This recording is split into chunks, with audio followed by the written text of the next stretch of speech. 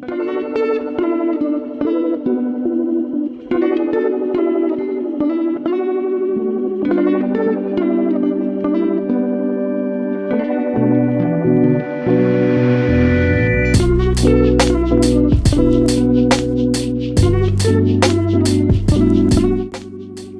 everybody and welcome to the 6th annual Midsummer Meltdown sponsored by Dynamic Discs. I'm Andy Burns with Soblue Productions and I'm here today with my friend Brad Mizraini. We have a really good one for you. Here is round 1 feature card. We got Matthew Orum, Cameron Colglazier, Michael Gibney, and Scott Watson. Scott, a newcomer to the Soblue coverage. We're excited to film him along with the other Prodigy players. And here is hole 1. Let's jump right into it. It's a 385-foot par 3. As you can see off the tee, the line is going to be left to right, cross over this stump area, whatever you want to call that. And then you got this grouping of trees. So you got kind of 1, 2, and 3 lanes to go through. This is the middle lane. But really, as long as you can kind of spike something down in there towards this basket, you're looking pretty. And as you can see, there's a lot of rain the day before, torrential downpour. They actually had to cancel round 1. So this is going straight into round 2 basically as round 1. Matty, it looked like you got good height on that one. Unsure where it finished, but that's kind of what you're looking for. You want to use something really, if you're going to do the forehand with not too much overstability so it kind of floats over there. Cam with the sneaky line. Yeah, that really did sneak. Wow.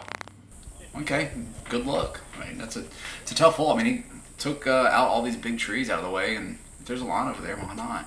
So definitely kind of a local route. I don't know how often he gets over here. It's not very far from where he's at in Mobile, but worked out for sure. Yeah. Here's Michael Gibney, our 3rd straight Prodigy player. Well, I mean, he got past that first big tree, so that was the biggest obstacle. So yeah, happy about that one, as you can hear from the cheers in the background. And then 4th, Scott Watson, local player, going also with the turnover. Not quite as high as Cam was. Getting a little unlucky, maybe catching some trees a little long. And you see all these players. I mean, this is the feature card. You have 2 players in Matteo and Cam Colglazier who are known around the country as 2 of the better players around. And this is the 2nd hardest hole on the course already, though. That's how you start off. So really, getting away with a par here isn't all that bad. It averages just over 3.2 strokes a hole, so in the open field. Yeah. So as you can see, I mean, if anybody can get a birdie here, I mean, you're going to be gaining strokes on a lot of people. Right. And like I mentioned earlier, 385. I mean, that's some distance on a big left to right. So that's a full drive for most amateurs. yeah. Good little up there from Gibney, just kind of pinching the woods. And Cam just squeezed in tight with some of this brush. And that's the best look of the group. Oof. And if I'm reading this right, I'm pretty sure there's only 1 birdie on the day. So whoever got that one, that's it's a good birdie.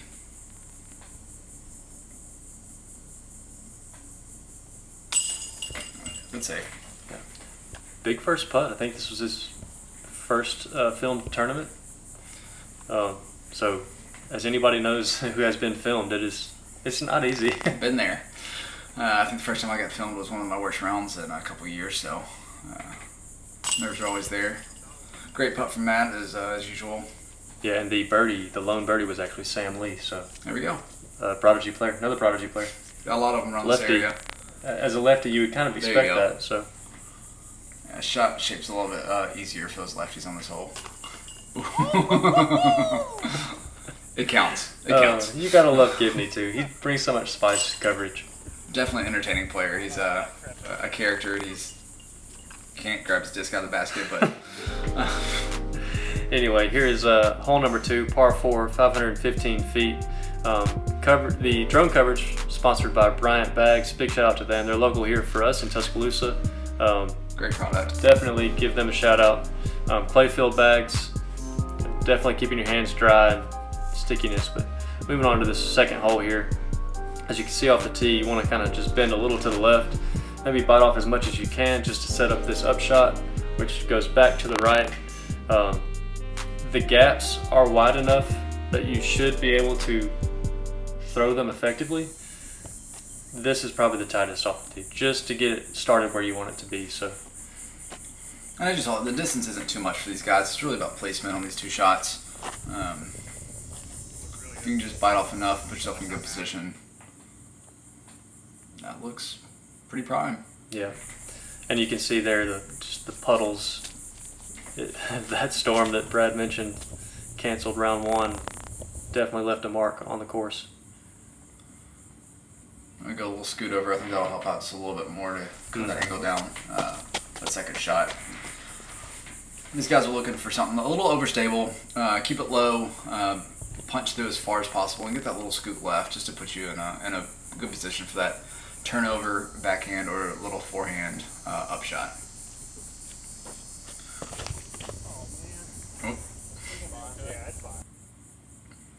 Oh yeah. Oh. I don't know what the all man was about. It's pretty good looking to me. Absolutely. And this whole being a par 4 is basically playing at par. It's just underneath it, or just over it. Am I right on that? Maybe no, not. Barely under. Average 3.96 on the day, but as you can see, there's a little bit of issues if you don't pipe it right down. Thick brush. Yeah. Not much you can do, but just punch out to where just about where everyone else got their drive to. Yeah, and that shot, that's underrated right there. Just to get it right in the middle, really awkward throw. But well Taking done. his medicine. Mm-hmm.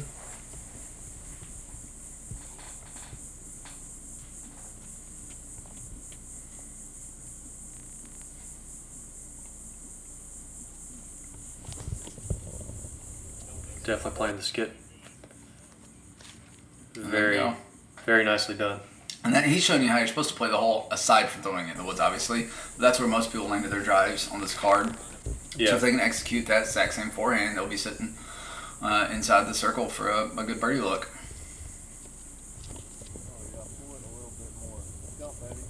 And he just pulled it just a little bit and got that wet mud just off the edge of the fairway. And you got to keep it in the middle to catch some of that ground that's still a little hard to get that skip. Yep. Tight. Get lucky. He says, get lucky, and then that's a birdie. 2 in a row. He goes, oh gosh, off the tee, and then he shorts it and says, get lucky. And hey, if you can do that all day, I'd take it. Absolutely. Well, Medio right here, always styling. Got the matching shades to go with the shirt. I think he does that on purpose. He actually, let's see. Yeah, going high. Almost pulling it off. Yeah, he might have actually gone a little far off the tee, just kind of pinched himself too much. So if you're going to be that far, you definitely want to be further left, as we can see now from Madio's upshot.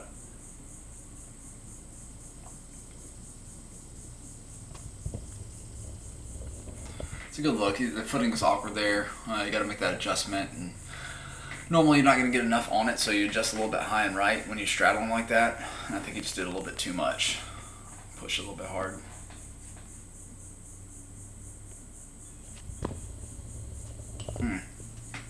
It's a good run. Nose was down just a little bit. Didn't quite get the glide he wanted to. Yeah.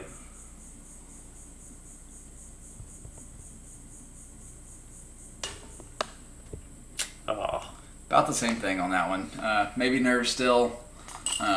It's straight, but just ease it back. Maybe trying to stay calm under the pressure. And that would have been a heck of a par save, but Yeah, it definitely would have. And if you're going to miss, I mean, players say different things about where they would rather miss, but to me, that's a good miss. You're dead center. You know you're at least on line. So if you want to take anything to the next hole, you can rest in that at least. he's finding it. It's early still, so he showed some promise on that hole. Getting out of trouble, throwing a great forehand, getting him in position. So Yeah. So Gibney taking the lead, sitting at 1 under. Going into hole number 3, par 5, 731 feet, and off the tee you can see here it does not look like easy peasy. So you're going to probably choose a more controlled disc in your bag. winding up just past this group of trees. And to be honest, it's kind of the same setup as the last hole on the upshot angle. You want to throw that straight to fading right styled shot as the drone cuts there, but the basket does just continue on that way. This is a hole that definitely control is the number one key. Yeah, it's once again it's just over 700 feet in a par 5, so obviously distance is not the issue again here. So throwing something controllable and keeping it in the middle. So you get lucky again. It's like it's his day right now. But yeah, keeping something controllable in the middle. I mean, bite off 250, 300 feet. That's all you need each throw. Yeah. And it's a par 5, so you can tap in for a birdie after that. You said it doesn't look easy, and you're right. Luckily, it's just a lot of big trees in the middle, and if you can avoid those, you're sitting pretty. And it actually played as the easiest hole on the day to par. Wow, okay. Only hole that played over a stroke under par. Averaged 4.73. I'm sorry, 4.37. Yeah, and you can see here, we mentioned the control aspect of it. Throwing mids off the tee is a very wise decision. Yeah, you don't get that heavy skip. You like to keep it in the middle. Stay out of that brush. That's looking really nice. Mm-hmm. As long as it doesn't get too much of a skip.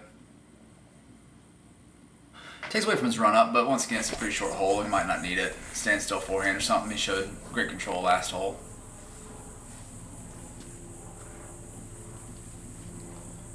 Yeah, so Matteo in position to attack here. Going the wide turnover. That looks beautiful. And wow, yeah, that's a great shot. Mm-hmm. It's going to set him up for about a 100-foot upshot there. That was something just a little stable that he got on top of that was wanting to fight out. Something probably, I'm not sure what it was, F3, something like that maybe. Yeah, I'm not sure either. But it looked great. Another beautiful turnover. Mm-hmm. Almost too good. That was man. a great tree direction. And you can see the basket there. So that's a high basket, so it's a little bit difficult putt, but he's maybe just outside the circle for the eagle putt. Yeah, he'll be pleased with that.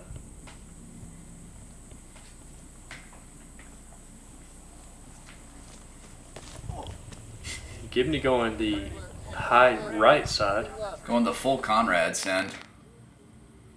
And yeah, it works. Yeah, and that's just, it's probably a little far to give just a really confident run, but it's close enough to like, do I want my eagle? Oh yeah, he wants it.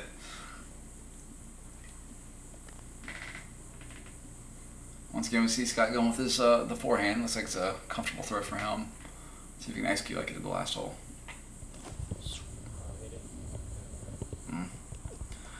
Smooth, but just turned it over a little bit. Maybe he should have used the same disc he used last time. Looked pretty overstable, that blue one. I think he just wanted a little extra distance. Getting creative here. Didn't work out quite as what he was looking for. I'm not exactly sure what he's looking for, to be honest with you, but... Yeah, probably just somewhere out in the open is my guess. Just how... That's a good little upshot there. Yeah, not much work to be done with that. I don't know him very well, but you can obviously tell that the forehand is his comfort shot, so we'll probably see a lot more of that. A la Ricky a few years ago, and all I threw was forehands, forehand harps, forehand pigs. See if you can ring it up.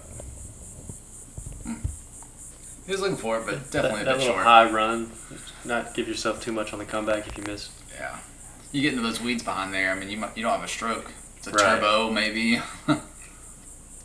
You got to have the sense cams. Oh, he's going for it, no doubt. A little surprising there. I thought he'd go a little bit harder at it because he's a really good putter, but it was a good safe run, like you said, though. Same as Gibney. Hey, Hey, if you're going to get your feet wet, you might as well get the birdie doing it. that's right. I'm not sure who got them, but it looks like there were at least 2 eagles on the day, too, so definitely ringing up those eagles, showing it's possible. I mean, we had 2 runs out of here, so... Oh, I didn't even notice it's a hanging basket. That's pretty fun. That's why it's so high. Yep. Make sure you stop swinging before you putt the next one.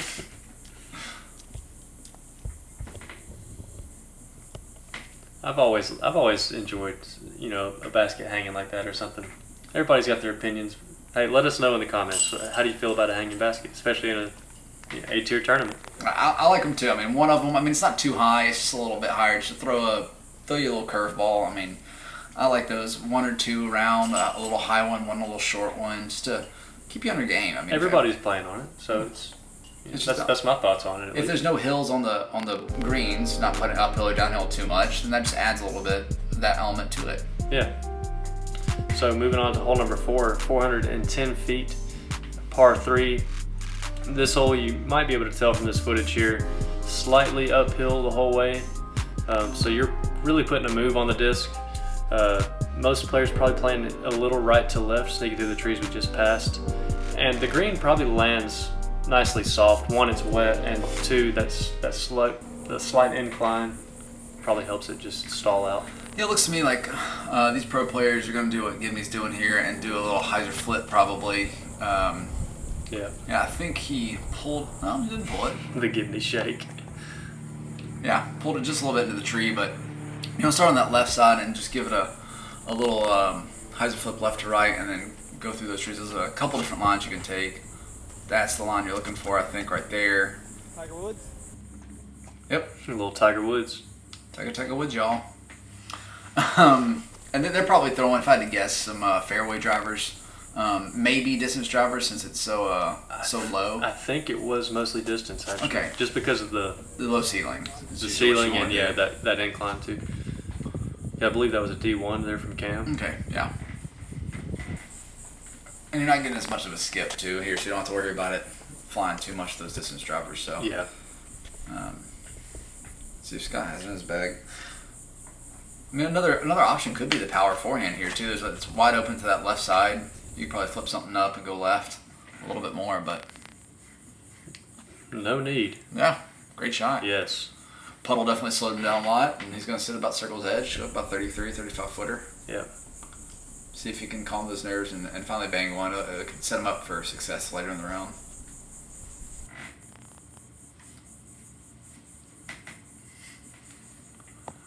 Trying to dunk one in there from 3-point range. But might as well. No trouble coming in on that angle.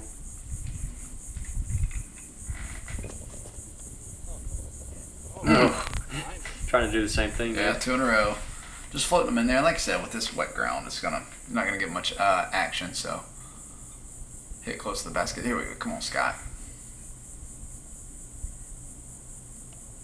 Yeah, that was a much more confident stroke there. Yes, it was. Got Very a lot of composed. spin into it. Yeah. Hung on just left side, but it counts the same. So he'll take that, and I bet his putting will pick up the rest of the round.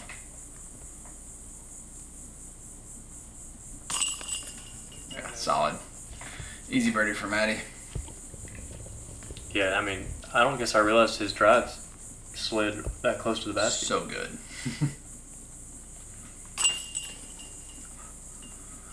And they played this hole 2 birdies, 2 pars, but it actually averages just over par on the day. Looks like there were only probably 3 or 4 birdies on the day, and you just saw 2 of them. So, I mean, it's got the distance with all those trees, so it's a little bit hard for those lower end pros, I'll say, to get the distance and accuracy on this one. Yeah, moving into hole number 5 here, 240 feet, par 3. You can see right off the bat, the main gap here is on the left side. You're going to be fading in towards this ditch here, which is playing out of bounds, and the green rests just on the other side. Basket only 10, 12 feet from the waters, but it looks like there's a line maybe only 7 or 8 feet. So definitely have the trouble there in front of it, but it's well within reach. Yeah, I'd say for a lot of pro players, I would assume you would go short of the ditch and take your 20-foot putt. Maybe not, but Matt wants to go deep. I think it's a smarter play to play just short of it. That means you only have to throw about 220 or so, land short of the ditch, and you have a free putt at it. And if you miss the putt, you're not going out of bounds. You go past it, and you got a death putt coming at you. They don't agree with me, but 2 for 2 on the disagreement so far. And maybe I'm wrong on the distance too. Maybe it's a little bit further than I think. I think what you're saying actually makes sense, unless you go wide. Wide. Yeah, like these players have all gone or tried to. Gibney might have got a little lucky there with that Super tree. lucky again. Having some good fortune so far, but yeah, I think that middle tree going wide left gives you a decent path to the pin.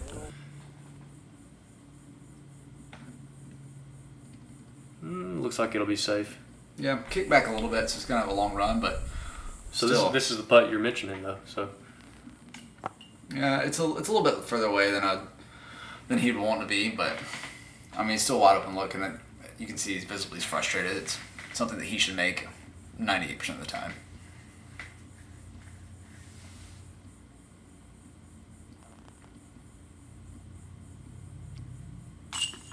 Woo! Two in a row for him on left side chains, but still had some zip on it. Had a little bit more confidence in it again. So yeah, and that's a scary little putt there with the OB directly behind it. Matty, I never wanted to lack confidence. No. Yeah. His release is so consistent. Every time. He knows he's going after it. He's going to go after it. Doesn't matter what's behind it. Safest run here. Mm-hmm. No pressure. 15, 20 feet maybe. I love that Little these spoiler scores are alert. already down the bottom right, so I knew he was going to make it. But good hole overall. Yeah. 3 birdies. Not too bad. For sure. Moving on to hole number 6, 262 feet, another par 3. This one is pretty straightforward. You want to throw probably more players than not, just something dead straight, something that maybe that they can start straight and have a slight turn on their disc path. But the basket you can see is just on this little slope. Get near it and you're looking at your birdie. If you can find your disc in the swamp that's surrounding the basket, at least. Very true. But I mean, as you can see, it's well guarded halfway Yes. through the fairway. So I was hoping to see this forehand. Ooh, this is a little high. That's going to bail out probably way too early. Good tree. Great It's tree. going to go deep and right. He definitely wants to keep that a little lower to minimize that the bailout, like I was mentioning earlier. it was a bit of a Gibney tree. No, actually, technically the Gibney tree. If anybody's watched Megavolt coverage in Birmingham, hole 2 at Inverness, he smacks his hand going full send Oh to try and get the birdie, and pretty much breaks his hand Yeah, and that's- finishes the rest of the round. 16 more holes. There's actually a Ooh. plaque up on that tree now. Is there really? It says the Gibney tree. Oh wow, There's a full Wikipedia page and everything. that's fantastic. Yeah, go check it out. It's pretty hilarious. There's a YouTube clip and everything.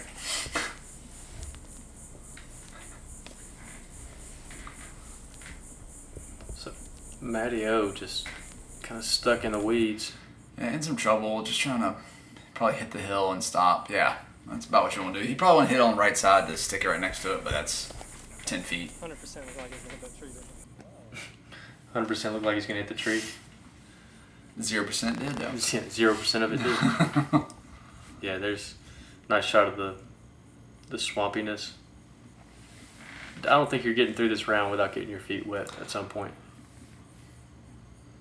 Yeah. Oh, there it is. That was dead center. Yes, it was. He's found that confidence, but going back to the feet being wet, I mean, Lieutenant Dan always said socks are the most important part about being in the swamps, man. Always change your socks. Do you carry an extra pair of socks with you? If I know I'm going to the wet round, I do. I carry an extra pair of Yeah. socks, extra shirt, everything, just in case. I even carry an extra pair of shoes. If I have 2 rounds in a day.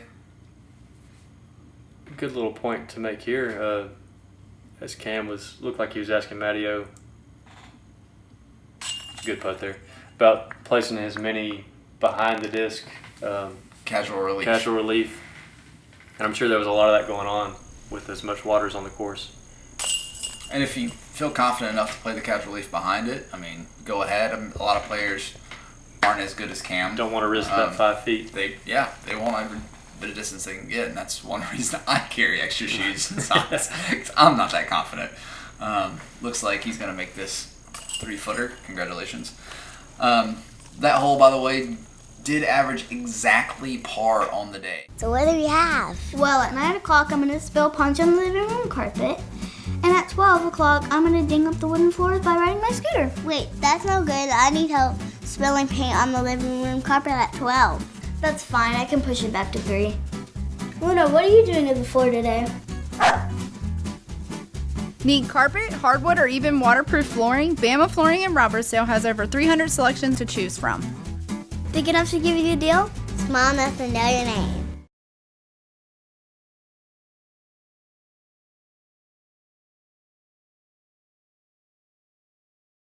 You know, since 2009, this area of the country has been hit with several storms. The first day we moved in 2009, we had a leak in the roof. And as a first-time home buyer, sometimes you don't have that available finances and cash, and we've saved and we've saved, and we've dealt with a lot of different companies over the years, and we'd been in the house for quite some time. You know, we moved in the neighborhood in 2009. We knew there was some wear and tear on the house, and oh man, Timeless was able to help fix our problem because Jared and his team did an amazing job in communication and getting information back to us, even picking up where one roofing company had left off. They took right over from the day they contacted us, a new quote, to the crew getting out here.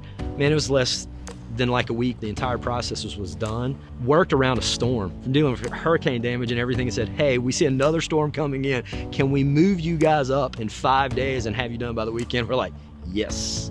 Man, I'm telling you, it's been a godsend working with the company and getting this roof on the house, and man, there's this big time check off the list that we've gotten. So it was pretty amazing, exactly even. There's one more birdie than bogeys, but there's one double bogey. I would love to know how that happened, because that doesn't seem, Yeah. a 5 on that hole seems a little tough. Yeah, must have just been some bad tree love. But that takes us into hole number 7, 327-ish feet. Apparently the storms from a while back took out a lot of trees here, opened it up quite a bit, makes it a little bit easier to attack the pin. So we're definitely looking to see some birdies here. And we'll see, there are quite a few birdies on this hole. This plays as, I think, the 13th hardest hole. I guess the 6th easiest hole. Okay. Average is 0.15 under par, so a good bit of birdies, little bogeys, but no doubles on the day. So, And you can see from this catch cam angle, just forehand, pretty open, smooth, just slow left to right, as Cam did just there. And I think Scott was first there, just ended up a little short. And Matty just not getting. he's not Not the height he wanted, for sure. not necessarily known for his forehand. He definitely has a good forehand, but he's more of a Conrad-esque player. He knows how to hit those angles. He's very good with the turnover backhand, knows how to work a putter. But this sets up, I think, better for the forehand, and he knows that. Mm-hmm. As Gibney tries the backhand and is unsuccessful. Going with the clever over-the-top upshot, and that is a thing of beauty. You said it all. I have nothing to add. Let's see if Gibney can take a long stab at this one. There's plenty of backstop for him, so I think he's just going to try and ring one up.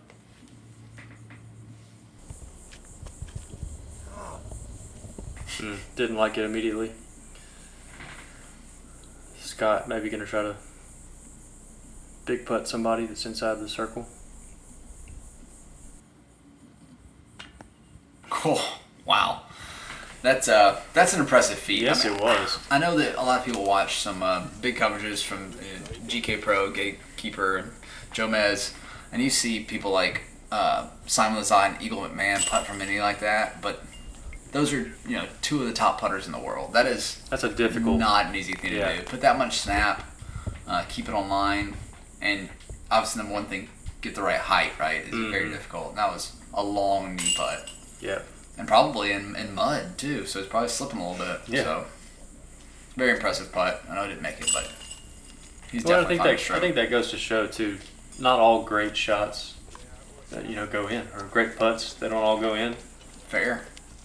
I mean, I know all of you know the iron leaf. Everyone listening to this has hit a leaf that has knocked it down. It was going to be an ace, but it happened. Yep. All right, so hole number 8, par 4, 449 feet. This is a cool hole to me. For most righties, you're going to throw your backhand, You're gonna take it over this ditch where you see these guys maybe looking for a disc. Hopefully they found it. But once you cross this spot here, you're gonna turn to the left. I think shout out to James Hopkins down there. Those are all Birmingham boys. And then you can see here just some guardian trees, but not, I mean, fairly spread out. From the tee box, they'll probably sneak up on you more than your upshot. But the green doesn't present too many difficulties aside from more trees. So yeah, and it's once again a wooded hole, so it's a relatively short par 4. I feel like people, I was going to say like Cam, are probably going to go for the eagle, and he did. That's a great shot. Just crushed it. You mentioned James Hopkins earlier. I just got to give a shout out to the other people in there. That was Michael Davis and Bolenbowski, I believe, both out of Birmingham. So just want to give them a little shout out. Yeah, Scott. Scott showing off a little power. Wow, yeah, and that backhand is proving He's right by it. proving to do some work. Yeah, it looks like he's got a little overall game. I mean, he's definitely showed off his forehand touch and power, and showed off the backhand power, and he's made some great putts. And even Matty O coming up a little short there. It shows how long of a shot this is. I'm telling you, they're making this look easy. It's not that easy to get where they're getting. Yeah, and see, there it is. He flipped it a little too much. Yeah, and that's what's going to happen to most people. And Gibney does have a lot of power, though. Yeah. He got way up there, so hopefully there's a little lane for him. Yeah, you can see the basket right there. It's a par 4, and he hit a tree. I mean, it was only 60%, 70% of the way done. Yeah. And he still has an easy, short upshot, I'll say. I wouldn't say easy.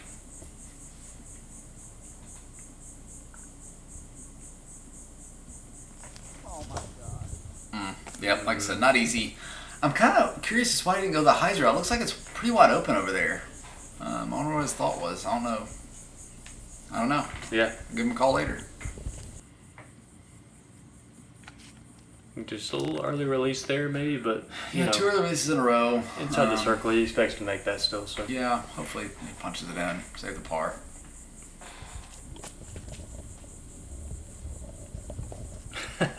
Yeah, he was trying to make that. You can tell that was just not his best effort.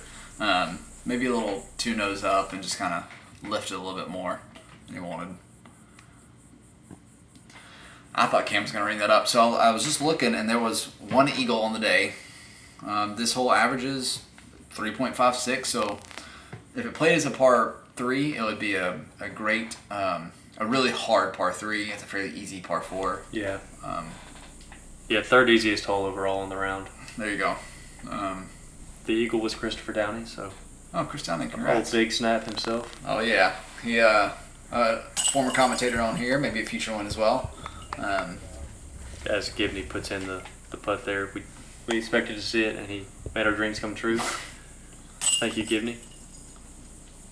Matty O getting the birdie. It looks like it's going to be some clean-up birdies here.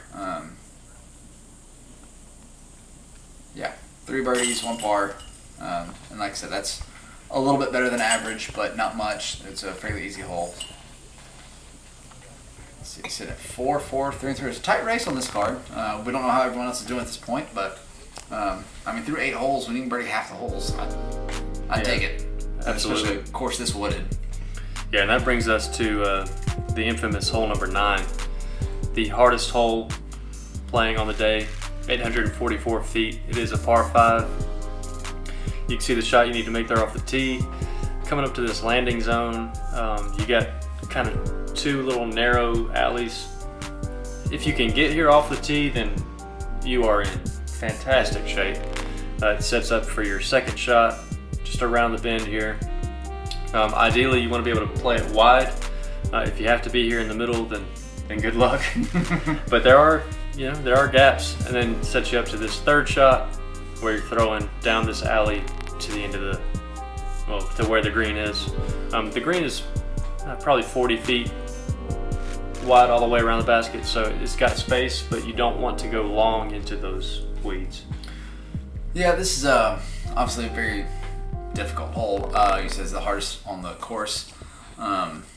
It actually reminds me of a setup from Jackson, R. Jackson, Oh, yeah. at the IDGC. which is one of the toughest courses I've ever played. Shoot, even there, you're doing work. Very specific landing zones here. There are actually more bogeys than birdies on this hole. So obviously playing very hard. Yeah, and I personally love to see it. I love to watch a good difficult hole. And it's 820 something feet, par 5, and there's some people who can throw that in a wide open. They can get close to that in one shot. Right. So this is how difficult it's playing as a par 5, playing over a half stroke over par. And these people are trying to bite off as much distance as possible, throwing fairway and distance drivers, but sometimes it's better just to ease back those control drivers. Yeah. Maybe just play for par. That's a fantastic second shot there from Matteo. Great shot. Yeah. First down team, Matteo / Roll Tide. We know he's going to give a Roll Tide at some point. I'm sure he already has. We just haven't caught it on camera. Anytime you pretty much catch the card in front of you, you know you're throwing something decent. That was close. Yep. Just a lot of trees. I'm trying to shape that shot. Maybe a little more turn getting around that tree would have been ideal, but. Michael. Didn't like that. I only laugh because everyone does that. At least I do. Come on, Brad. Come on, Michael. Look at this. Oh, I looked Still. at this one. That was that was a great shot. That was showing off that forehand ability we talked about earlier. That was almost pure. Yeah, it was. Ooh. Michael with a little Gibney shuffle? Is that, yeah, I guess you could call it that. Gibney shake. I called it maybe. the Gibney shake earlier. There it is. Yeah.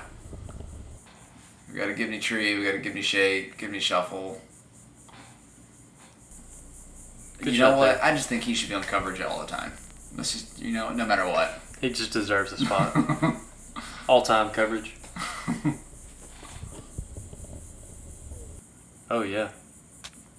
Another forehand. Good shot. Yeah. Should be, oh, you can see the circle's edge there. So just outside the circle.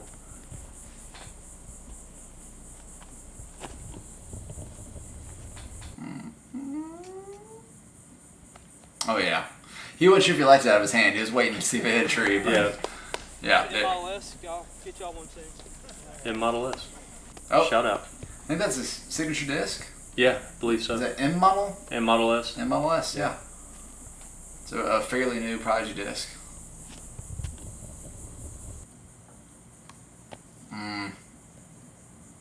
Last one to beat, I think. Yeah, I think it was.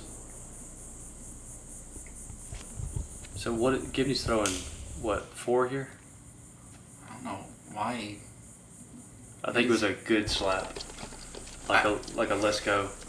So he does a little shimmy when he's not sure if it's a good shot.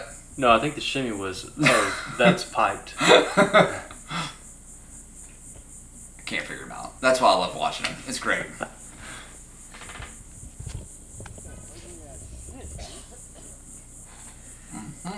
So far he's, struggling just outside the circle, And just normally, barely. yeah, it's just maybe the release he's not really liking so far. I think he's just trying to give it a little bit too much because all the time every time he misses, it's just a little bit to the right. Oh, that's, yeah. He knew it. We all did. It's okay, Scott. This is a long putt.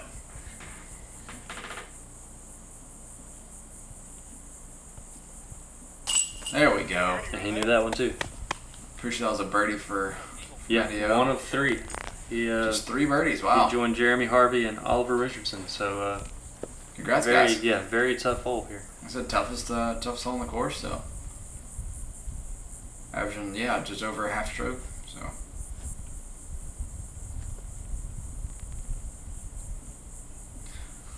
See Gibney playing with the ground there and kicking some stuff out of the way. That's one thing I think. Wow. I think people, it's underrated is footing on putting. Some people don't take their time to get rocks out of the way, sticks out of the way, get the right footing. Cam earlier took his casual relief. It's very important to be comfortable in your putting stroke. Yeah, Take your time. You got the full 30 seconds. Do it. Yeah, and odds of somebody calling 30 on you is Extraordinarily low. don't do it, but yeah. But there you go. The lead on this card, at least, Matty O with 5. Everybody just right there with him, 300. That's respectable through the front 9 there. Not bad. Can't wait to get that bogey back, but he's still there. There's a full 27 holes to go, so. Yeah, that's right. But as always, we appreciate you for watching, and stay tuned for the back 9 of round 1. We are excited to see you there. Catch you next time.